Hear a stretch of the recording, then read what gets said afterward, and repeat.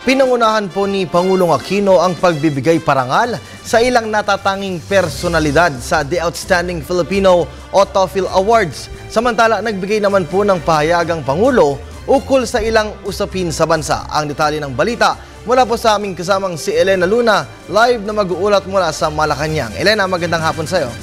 Magandang hapon, Kirby. Nanawagan si Pangulong Aquino na huwag pagdudahan ang binubuong Bangsamoro Basic Law sa pagitan ng pamahalaan at ng Moro Islamic Liberation Front. Kanina sa panayam sa media kay Pangulong Aquino, sinabi rin niya na pinawi niya ang pangamba na kailangan ng charter change sa pagbuo nito. Ayon sa Pangulo, hindi kailangang baguhin ang konstitusyon dahil susundin ng Bangsamoro Basic Law ang saligang batas. Siyempre, papunta na sa Kongreso, no? Merong mga nag-aalala tayong konti, or siguro na makiusap tayo, na huwag natin pairalin yung kaba. No? Baka meron dyan na hindi pa complete informasyon at meron tinatawag na fear of the unknown. Pinipilit po natin mula nung umpisa na maging very transparent sa lahat ng pinag-uusapan para walang kagulatan. Kanina nabasa ko sa isang dyaryo na merong isang kinatawan, ang tinatanong niya, bakit kailangan may provision na pwedeng tingnan ang saligang batas at baguhin kung kakailanganin. No?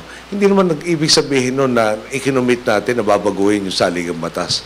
Pero yung saligang batas mismo, nakasaad doon ang mga paraan kung paano pwedeng amendahin.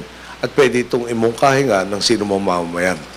No? So, kagad, para tila iniisip nga, pati yung insinuation na ito hindi nakabase sa saligang batas.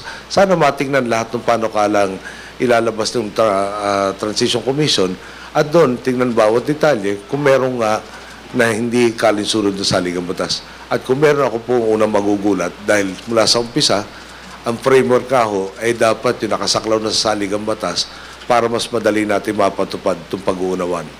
Sa panayam din ng media, sinabi ng nais niya munang pag-aralang mabuti ang panukalang ibalik sa bansa ang pagpataw ng death penalty.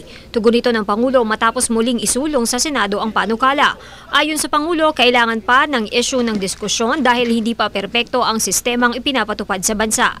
Kailangan kong pag-aralan yan. No? Pero alam niyo, nung araw, isa sa mga diskusyon namin na aking ina, at in death penalty na ako'y kongresista, parang yun ang tinatalakay, dapat ba i-abolish, etc.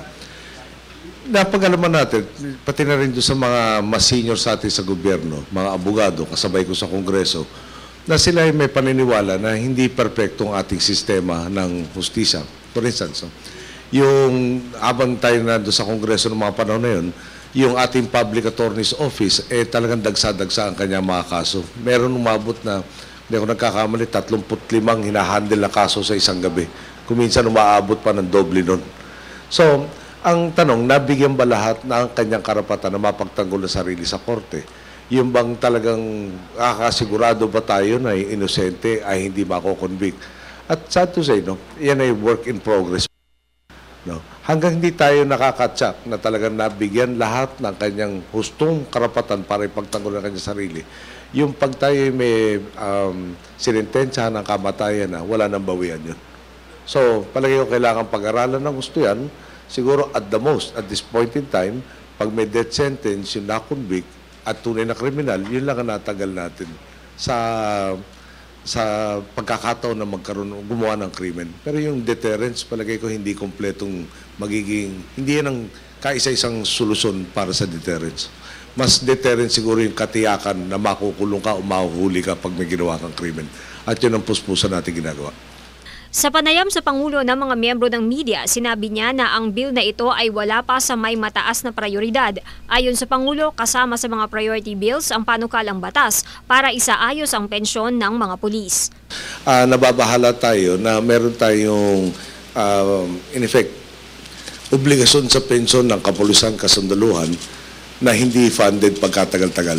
Ibig sabihin, hindi sila miyembro ng GS. Yung obligasyon na yan, lampas 50 bilyon last year.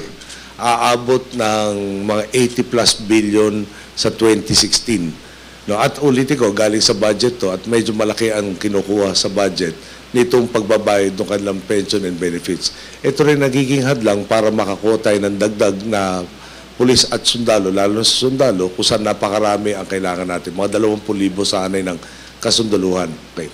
Bakit hindi natin makuha? Pag kinuha natin under the present terms and conditions, lalaki lalo yung pinopondohan na wala naman talagang pinagkukunan dahil nga sa kapabayaan nung araw. So, ang merong panukalang batas ngayon na kung saan iwawasto natin yung sistema na kung meron tayo ipinapangako sasama dito sa serbisyong to, makukuha nila yung takdang benepisyo dahil may sistemang pairalin kung saan mapopondohan yung tinatawag na seed capital para maitayo yung pension system o may membro sila ng GSIS at mabawasan na yung pressure sa budget na talaga naman palaki ng palaki at lalaki pa lalo kung hindi natin i-address yung issue na tinatawag ng indexing of benefits to current salaries. Ang interview sa Pangulo ay naganap matapos siyang dumalo sa seremonya ng TOEFL o The Outstanding Filipino Awards kung saan 3 mga miyembro ng gobyerno ang kinilala. Tumanggap ng TOEFL Award for Environmental Conservation and Sustainable Development si Arsenio Elia sa 4 na dekada niyang pag-aaral sa wood anatomy. Sa tulong ni Elia, nagkaroon ng kabuhayan ang mga katutubo at nailigtas ang kagubatan sa pamamagitan ng pagkuha ng resin sa mga puno na ini-export ng bansa.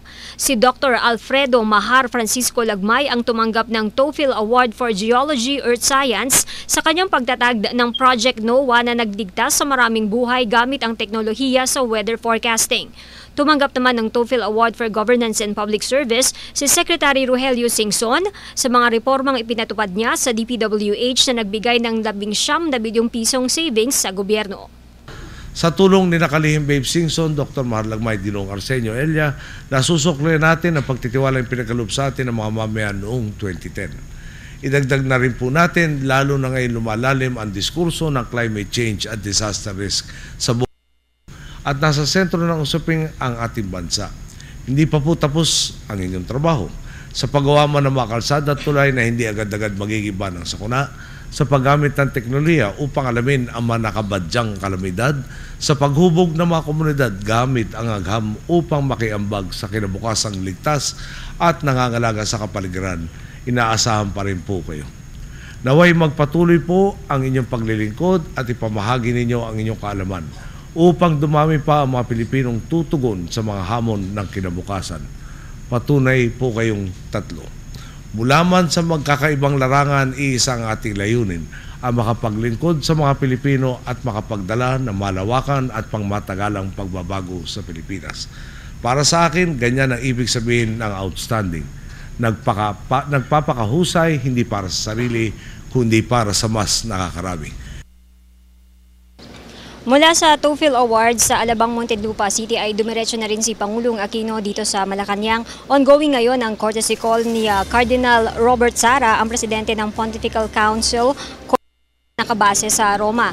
Mamaya namang 2:30 ng hapon ang meeting ng Pangulo sa mga kinatawan ng Department of Agriculture, National Irrigation Authority at National Irrigation Administration at National Food Authority.